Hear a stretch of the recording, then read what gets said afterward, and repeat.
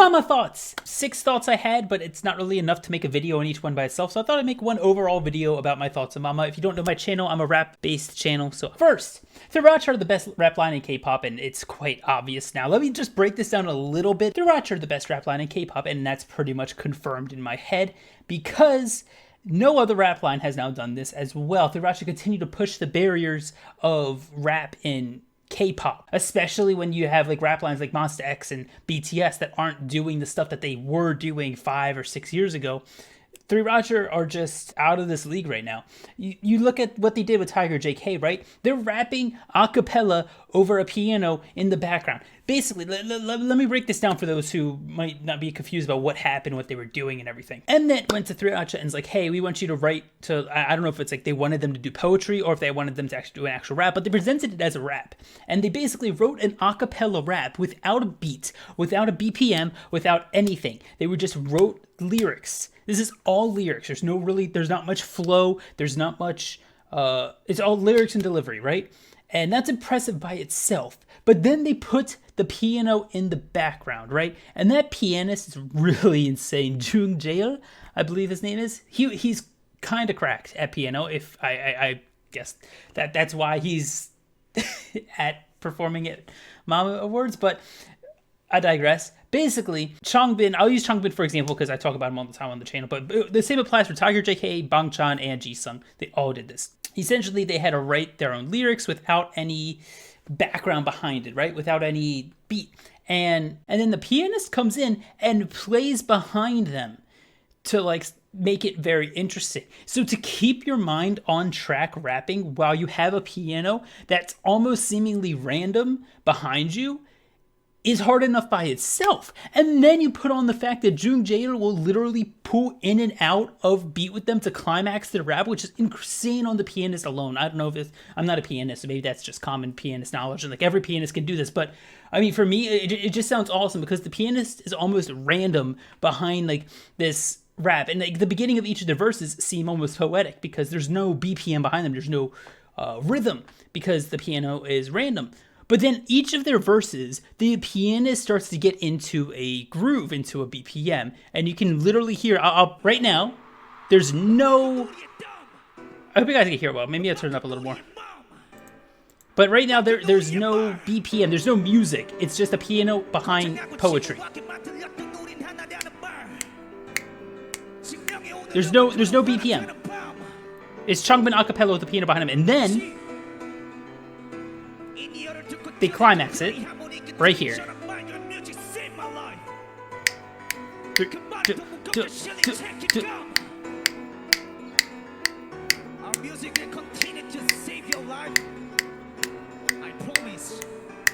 And it hits a BPM right there, which is so cool to me. It's like they sync up, and there's no easy way to practice that because it's not something that you just like get down 100% unless you like so much chemistry with the person. It's so hard to get that down. I think most of the credit does go to JHOPEEEEEE, but like at the end of the day, Changbin, Jisung, Bangchan all had to do it, and it just sounds so amazing. Like Thirach is out of this world. Next, Soyeon dissing Mama is the crown to this amazing year for I-DLE. Like, I think we can all agree, whether you're a fan of I-DLE or you absolutely hate them, they had an amazing year. Tomboy blew up in popularity. It was everywhere in Korea and the K-pop scene, right? Nude, which also blew up almost at the same point as Tomboy did. We had like really big hits, like My Bag on top of that. And it was just such a good year for I-DLE. And the fact that Soyeon went in, dissed I-DLE dissed Mnet by going, what made up award are you going to give us this year instead of a legit one? And then they got a made up award right after. It's just like almost like poetic. Like Soyeon's like, I know what's happening. Yeah. I mean, maybe she did know ahead of time. That would have been hilarious too. But still, I don't know. That was just so poetically ironic and funny. And I feel like Soyeon and the girls of I-DLE were just everywhere during the Mama performances. But then they like won a made up award. It's just kind of funny to me. And it's like, fuck, we used you guys so much because you're popular. We got to give you something. Here you go. I don't know. So I thought that was hilarious. Like Soyeon's diss towards Mama and Mnet at the end of the day gave me G-Dragon vibes back from like 2014. Didn't G-Dragon diss Mnet? Gave me the same kind of vibe. So maybe Soyeon's on that same trajectory. I don't know. Anyways, moving on. Zico, speaking of Soyeon, Zico and Soyeon's collab was so disappointing to me. Not so disappointing, but like a little bit sad at least. I was really like, I saw that and I'm like, oh, Zico's gonna have Soyeon do a verse on his song Freak? What? And Zico basically just does his entire song, leaves the stage, and then Soyeon comes out and does a verse on like a similar type beat. I'm just like, what the fuck? This is so sad.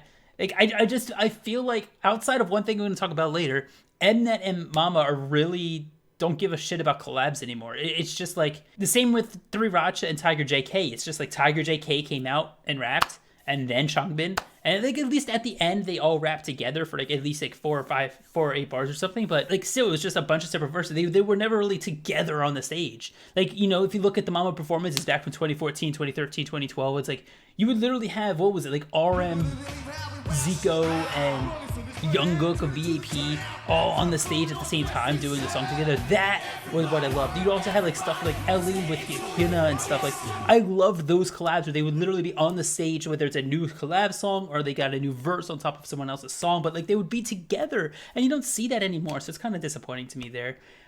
Next thought is J-Hope is kind of cracked, and I mentioned this in July. I made a whole video on J-Hope, I think. But, you know, J-Hope's album, Jack in the Box, was really good. Really good rapping. Completely raised the bar of my expectations of J-Hope. And then watching his performance of More and Arson, I still don't like More that much, but like especially Arson. Where was this J-Hope? For the past 5 years especially, I haven't heard this J-Hope since like 2014.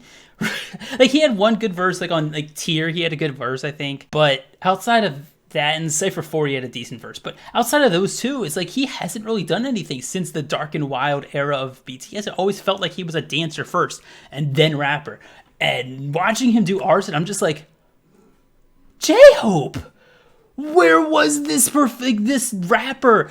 I mean, like, I get it. Like, he's dancer too. He's got to show his dancing side. But man, the Arson performance was just so impressive. The delivery, the stage presence from J-Hope is just, I really appreciate it. Definitely keep J-Hope's rising in my rapper rankings right now, and I really hope whenever BTS have their next comeback, he doesn't go back to the dancer side. He stays on that rapper side, because I love this J-Hope. But yeah, moving on, number 5, my 5th takeaway is I'm still 50-50 on Treasure's rap line.